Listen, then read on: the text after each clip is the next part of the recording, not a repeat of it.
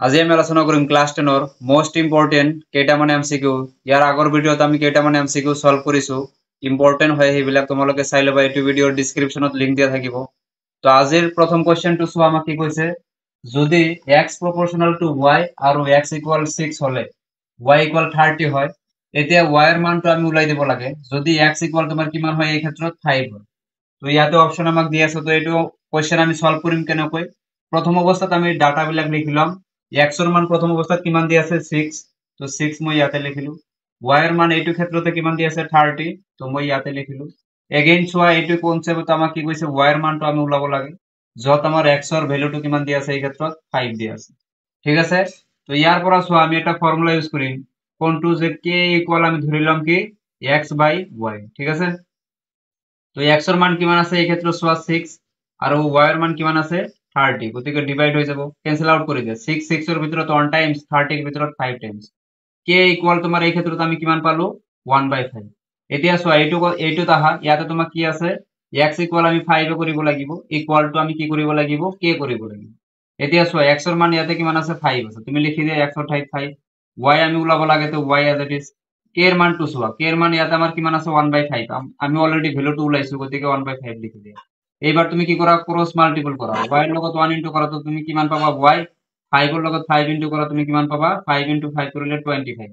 That means আমাৰ y এৰ মানটো কিমান হ'ব 25। তো অপশন ডি আমাৰ কাৰণে কি হ'ব শুদ্ধ এনসাৰ। নিশ্চয় দেখা পাইছা তোমালোকে, তো এই স্ক্ৰিনশট মাৰি ল'বা, এইবিলাক ধুনীয়া কৰি উঠাই ল'বা। এতিয়া চোৱা, কোৱেশ্চন নম্বৰ 2 টো যদি আমি চাওঁ, ইয়াতে আমাক কি কৈছে, যদি 20 জন শ্ৰমিকে এটা কাম 15 ডেজত কৰিব পাৰে, মানে 15 দিনত কামটো কমপ্লিট কৰে, 50 জন শ্ৰমিকে সেই কামটো কেইদিনত কৰিব পাৰিব, অপশন আমাক দিয়া আছে। তো আমি কি কৰিম, ধুনীয়া কৰি কোৱেশ্চনটো সলভ কৰিম, তো তোমালোকে চাই থাকিবা। ইয়াতে চোৱা, তোমাক কি কি বস্তু দিয়া আছে, যোনটো আমাক মানুহৰ শ্ৰমিকৰ সংখ্যা দিয়া আছে, এইটো আমি জন হিচাপত লিখিম, কাৰণ সেইটো আমি কাউন্টিং কৰিব পাৰো, গতিকে ইয়াতে আমি লিখিম কি জন।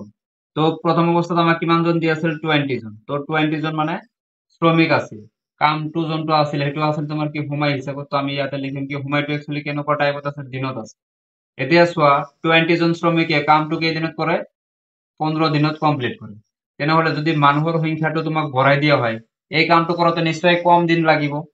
তো ইয়াতে চোৱা, কিন্তু কিমান দিন লাগিব আমি নাজানো, সেইকাৰণে আমি x বুলি ধৰিলো। ঠিক আছে, তো যেতিয়া তুমি এনেকৈ লিখিলা, লগতে তুমি লিখিব পাৰিবা কি, তোমালোকৰ বুকত এটা ফৰ্মুলা আছে, এইটো x1 আৰু এইটো x2 যদি হয়, এইটো y1 আৰু এইটো যদি y2 হয়, তেনেহলে তুমি কি কাম কৰিব পাৰা, x1 into y1 equal to x2 into y2 তুমি কৰিব পাৰা। এতিয়া চোৱা, x1 তোমাৰ কিমান আছে 20, তো 20 ইনটু তুমি কৰা y1 কিমান আছে 15, তো কৰি দিয়া।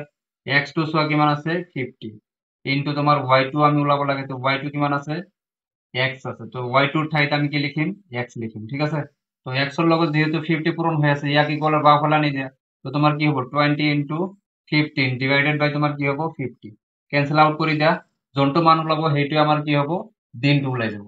তো 5 দি তুমি ক্যান্সেল আউট কৰিব পাৰিবা, তো 5 তোমাৰ 50 ৰ ভিতৰত কেইবাৰ যাব 10 টাইম যাব, হয় না, আকৌ 15 ৰ ভিতৰত 3 টাইম। আকৌ চোৱা, তুমি কি কৰা 10 দি তুমি ডাইৰেক্ট কাটিব পাৰা না, 10 তোমাৰ 20 ৰ ভিতৰত কেইবাৰ যাব 2 টাইম যাব, তো 2 ইনটু 3 কৰিলে তুমি কিমান পাবা 6। দ্যাট মিন্স x মানে কিমান ওলাইছে 6, মানে 50 জন যদি মানুহে সেই কামটো কৰে কিমান দিনত কৰিব পাৰিব 6 ডেজত কামটো কমপ্লিট কৰি দিব পাৰিব। তো অপশন বি চোৱা, অপশন বি আমাক দিয়া আছে কি 6, গতিকে অপশন বি আমাৰ কাৰণে কি হ'ব শুদ্ধ এনসাৰ হ'ব। তাৰ পিছৰ কোৱেশ্চন নম্বৰ 3 নম্বৰ যোনটো আছে সেইটো চোৱা, তলৰ কোনবোৰ সংখ্যাৰ বৰ্গৰ এককৰ স্থানত 6 হ'ব, ৰোমান সংখ্যাৰ 1 2 3 4 দিয়ে আছে, চাৰিটা অপশন আমাক দিয়া আছে, কোনটোৰ বৰ্গ কৰিলে, কোনটো সংখ্যা আমি বৰ্গ কৰিলে এককৰ স্থানত আমি কিমান পাব লাগিব 6 পাব লাগিব, সেইটো কথা আমাক সুধিছে। তো আমি এটা এটা কৰি ক্লিয়াৰ কৰি লম। ইয়াতে চোৱা, শৰ্টকাট নিয়ম আমি এপ্লাই কৰিম, যেহেতু ইয়াতে কি আছে এককৰ স্থানত 2 আছে, এইটো যদি আমি স্কয়াৰ কৰো 4 পাম, গতিকে এইটো আমি লিখিব নোৱাৰো, এইটো আমি হিচাপত ল'ব নোৱাৰো, কাৰণ আমাক কিমান লাগে 6 লাগে। ইয়াতে চোৱা, কোৱেশ্চন নম্বৰ 2 চোৱা, 3 ৰ ৰোমান সংখ্যা 2 2 চোৱা 184 আছে, যদি 4 ক আমি স্কয়াৰ কৰি দিও এককৰ স্থানত কিমান আহিব 6 আহিব, গতিকে ঠিকে আছে, এইটো হিচাপত থাকিব, মানে ৰোমান সংখ্যা 2 টো আমাৰ কাৰণে কি হ'ব শুদ্ধ হ'ব। আকৌ 3 নম্বৰটো চোৱা, এককৰ স্থানত কিমান আছে 6, 6 ক স্কয়াৰ কৰিলে তুমি কি পাবা এককৰ স্থানত 6 পাবা 36 আহিব, গতিকে এইটো আমাৰ কাৰণে কি হ'ব ঠিকই হ'ব।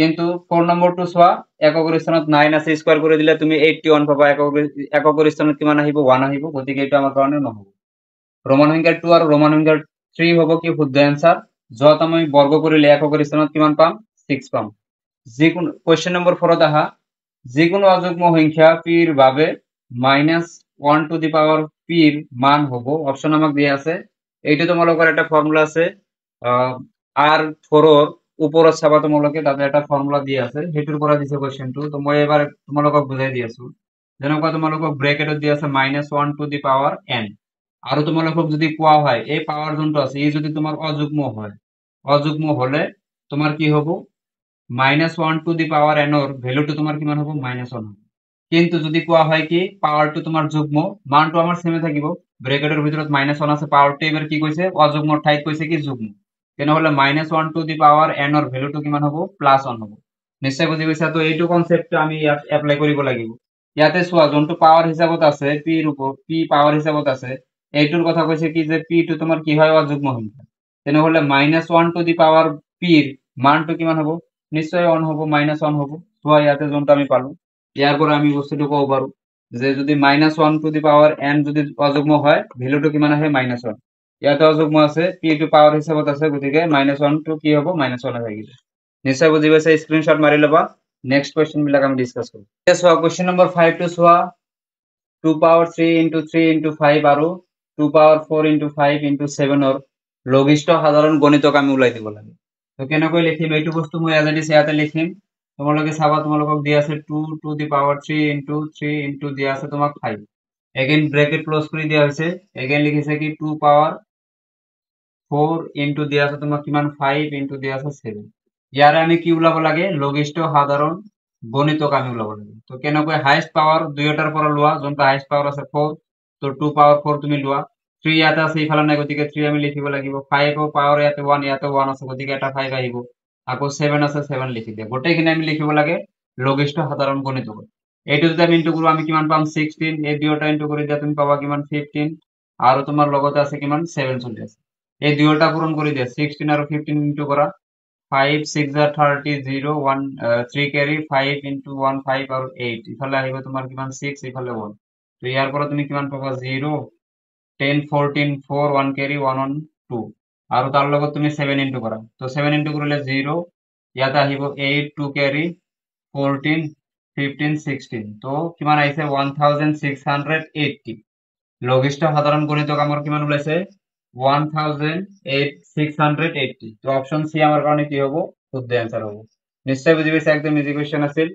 কোশ্চেন নম্বৰ 6 হয় এটা আমি কি কৈছে যদি p আৰু q দুটা পৃথক মৌলিক সংখ্যা হয় তেন্তে সিহঁতৰ গৰিষ্ঠ সাধাৰণ উৎপাদক কিমান হ'ব অপশন আমাক দিয়া আছে p আৰু q তোমাৰ কি হয় মৌলিক সংখ্যা যদি দুয়োটাই আমাৰ মৌলিক সংখ্যা হয় তেনেহলে তোমাৰ কি আমি উলাই দিব লাগে কি গরিষ্ঠ সাধারণ উৎপাদক আমি উলাই দিব তো গরিষ্ঠ সাধারণ উৎপাদক উলাবলৈ হলে আমি কি কৰিম এবাৰ তুমি লেট কৰি লোৱা যেনেকুৱা ইয়াত তো আমাক সংখ্যা দিয়া নাই যদি মই p যোনটো আছে মৌলিক সংখ্যা যদি মই 2 বুলি ধৰো আৰু q এটা মৌলিক সংখ্যা হয় ই যদি তোমাৰ 3 হয় মানে পৃথক বেলেগ বেলেগৰ কথা কৈছে গতিকে এটা 2 আৰু এটা 3 আছে উৎপাদক বিশ্লেষণ কৰিলে 2 উৎপাদক বিশ্লেষণ কৰিলে 2 into 1 আহিব 3 ৰ উৎপাদক বিশ্লেষণ কৰিলে 3 into তোমাৰ কি আহিব 1 আহিব গতিকে 3 into 1 লিখা ইয়াৰ পৰা যদি আমি কি উলাও গৰিষ্ঠ সাধাৰণ উৎপাদক যদি আমি উলাই দিও তোমালোকে জানা কি দুইটাৰ পৰা যোনটো মিল থাকে সেইটো আমি লিখিব লাগে তো ইয়াতে 2 আছে ইয়াতে তো 2 নাই গতিকে এটা আমি লিখিব নোৱাৰো ইয়াতে 3 আছে ওপৰত 3 নাই আমি লিখিব নোৱাৰো 1 আছে ইয়াতে 1 আছে গতিকে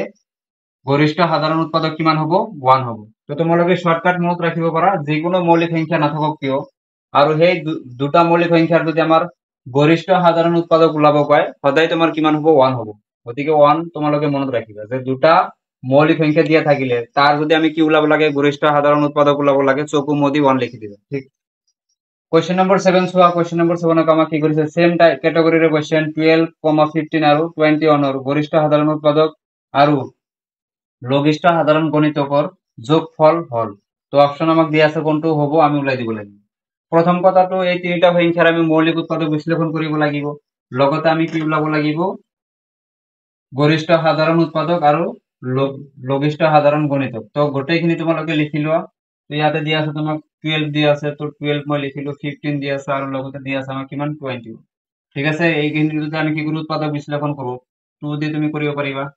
2 into 2 কৰিলে তোমাৰ কিমান হ'ব 4, 4 into 3 কৰিলে তুমি কিমান পাবা 12 পাবা। ঠিক আছে, আকৌ 15 যদি উৎপাদক বিশ্লেষণ কৰা কিমান পাবা 3 into 5 কৰিলে তুমি 15 পাবা। 21 যদি উৎপাদক বিশ্লেষণ কৰা কিমান পাবা 3 into 7 কৰিলে তুমি 21 পাবা। ইয়াৰ পৰা যদি আমি কি কৰো গৰিষ্ঠ সাধাৰণ উৎপাদক ওলাও তেনেহলে আমি কিমান পাম চোৱা, এই কেইটাৰ ভিতৰত তিনিটাৰে মিল থাকিব লাগিব। চোৱা ইয়াতে 3 আছে, ইয়াতে 3 আছে, ইয়াতে 3 আছে, মানে এটা 3 আমি লিখিব পাৰিম, বাকী বিলাকৰ মিল নাই, গতিকে এইবিলাক আমি লিখিব নোৱাৰো। তো গৰিষ্ঠ সাধাৰণ উৎপাদক কিমান আহিছে 3 আহিছে। লগতে আমি ওলাব লাগে কি লঘিষ্ঠ সাধাৰণ গণিতক ওলাব লাগে। তো ইয়াতে আমি কিমান পাম চোৱা, যোনটো মিল আছে সেইটোতো আমি লিখিবই লাগিব, তো লিখিম, আৰু বাকী যোনবিলাক আছে সেইবিলাক আমি লিখিব লাগিব। তাৰ মানে 2 স্কোয়াৰ হ'ব। আকৌ চোৱা ইয়াতে 5 আছে, তো 5 লিখিব লাগিব, সব কেইটাই লিখিব লাগিব, 7 আমি লিখিব লাগিব। এই গোটেইখিনি যদি আমি ইনটু কৰি দিওঁ আমি কিমান পাম 420। আৰু চোৱা আমাক কৈছে কি যোগফলৰ কথা কৈছে, হয়নে? কি কৈছে যে যোগফল গৰিষ্ঠ সাধাৰণ উৎপাদক আৰু লঘিষ্ঠ সাধাৰণ গণিতকৰ যোগফল, ইয়াৰ লগত আমি কিমান যোগ কৰিব লাগিব, গৰিষ্ঠ সাধাৰণ উৎপাদক যিমান পাইছে, তো 3 আছিল, 3 যদি আমি প্লাস কৰি দিওঁ তো ইয়াৰ পৰা আমি কিমান পাম 423। তো অপশন যত আছে 423, এইটা আমার কারণে কি হবে শুদ্ধ অ্যান্সার।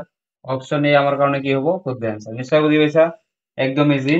এইটো চোৱা ইয়াতে আমাক কি কৈছে, যদি গৰিষ্ঠ সাধাৰণ উৎপাদক কাৰ x আৰু 8 এৰ গৰিষ্ঠ সাধাৰণ উৎপাদক দিয়ে আছে 4, সেম লঘিষ্ঠ সাধাৰণ গণিতকৰ মান দিয়ে আছে x আৰু 8 এর কিমান দিয়ে আছে 24, তেন্তে x এর মানটো আমি উলাই দিব লাগে। তো গোটেইখিনি বস্তু আমি লিখলাম। এটা ফর্মুলা আছিল তোমালোকে নিশ্চয় জানা, কি আছিল ফর্মুলা, যে তোমার গরিষ্ঠ সাধারণ উৎপাদক ইনটু হয় তোমার কি লঘিষ্ঠ সাধারণ গণিতক ইকুয়াল তোমার কি হয় সংখ্যা দুটার গুণফল নাইবা পূরণফল লিখিব পারা, সংখ্যা দুটার পূরণফল। নিশ্চয় বুঝি পাইছা।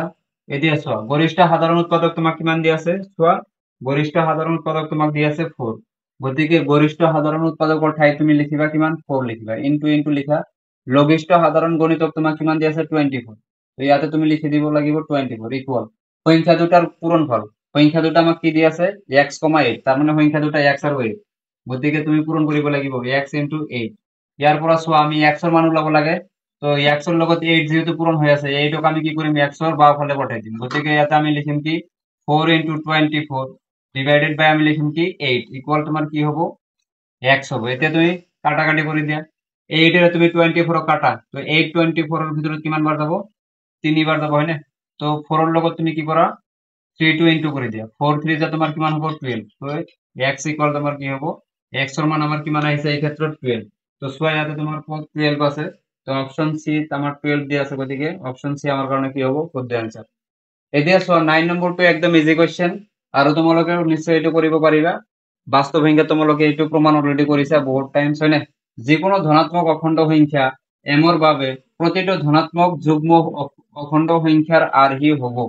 মানে যিকোনো ধনাত্মক অখণ্ড সংখ্যা তুমি লৈছা, এমৰ কাৰণে লৈছা দেই, ইয়াতে এমৰ কাৰণে, তেনেহলে প্ৰতিটো ধনাত্মক যুগ্ম অখণ্ড সংখ্যাৰ আৰ্হিটো কেনেকুৱা টাইপৰ হ'ব নিশ্চয় তোমালোকে জানা। তো ইয়াতে একচুয়ালি তোমাৰ ইউক্লিডৰ বিভাজনৰ প্ৰমেয়ৰ ফৰ্মুলাটো ইউজ হ'ব, হয় না? তো ইয়াতে তুমি যদি যুগ্ম সংখ্যা লোৱা এই ক্ষেত্ৰত তোমাৰ আৰ্হিটো কেনেকুৱা হ'ব, টুৱাইছ এমৰ নিচিনা হ'ব। নিশ্চয় বুঝি পাইছা। তো তোমালোকে স্ক্ৰিনশটটো মাৰি ল'বা ধুনীয়া কৰি, আৰু স্টেপ বাই স্টেপ নোট ডাউন কৰিবা। তো আজিৰ কাৰণে একদম লাষ্ট কুৱেশ্যনটো লৈছো আৰু নকৰো, নেক্সট ভিডিঅ'ত তোমালোকে আৰু এমসিকিউ পাবা। তো ইয়াতে দিয়া আছে কুৱেশ্যন নম্বৰ 10ত আমাক কৈছে তলৰ কোনটো পৰিমেয় সংখ্যা, ইয়াৰ পৰা আমি ওলাই দিব লাগে কোনটো একচুয়ালি পৰিমেয় সংখ্যা। চোৱা √2/11 আছে, ওপৰতো তোমাৰ এটা মৌলিক সংখ্যা, গতিকে ই এটা অপৰিমেয় সংখ্যাই হ'ব। বি নম্বৰ অপশন যোনটো আছে ইও তোমাৰ কি হ'ব অপরিমেয় সংখ্যা হ'ব, কারণ √2 এটা কি হয় মৌলিক সংখ্যা, 2 এটা মৌলিক সংখ্যা, তার উপর রুট আছে, গতিকে ই তোমার কি হ'ব অপরিমেয় সংখ্যা হ'ব। অপশন নাম্বার যদি সি2 আমি যদি চাও, ইয়াতে আছে কি √2/8। এতিয়া চোৱা উৎপাদক বিশ্লেষণ আমি অলপ কৰিব লাগিব। ইয়াতে যদি আমি উৎপাদক বিশ্লেষণ কৰো তেনেহলে চোৱাচোন কেনেকুৱা টাইপৰ হ'ব। তো √2 আছে, আকৌ দিয়া আছে তোমাক কি √8। তো √8ক যদি আমি উৎপাদক বিশ্লেষণ কৰো আমি কি কৰিব পাৰো, একচুয়ালি √8ক আমি লিখিব পাৰো 2 into 2 into 2 বুলি আমি লিখিব পাৰো। ইয়াৰ পৰা আমাৰ কি আহিব √2, আৰু এই দুটা 2ৰ পৰা এটা 2 বাহিৰত আহিব, আৰু এটা √2 থাকিব। তো √2 আৰু √2 কেনসেল হ'ব, তো কিমান বাৰ যাব 1 টাইমছ যাব, ইয়াৰ পৰা তুমি মানটো কিমান পাবা 1/2। গতিকে অপশন সি এটা কি হ'ব পৰিমেয় সংখ্যা হ'ব। ইয়াতে চোৱা দুইটা মৌলিক সংখ্যা, গতিকে ই তোমাৰ কি নহ'ব পৰিমেয় সংখ্যা নহয়। তো স্ক্ৰিনশট মাৰি ল'বা, আৰু ভিডিঅ'টো চোৱাৰ কাৰণে থেংক ইউ।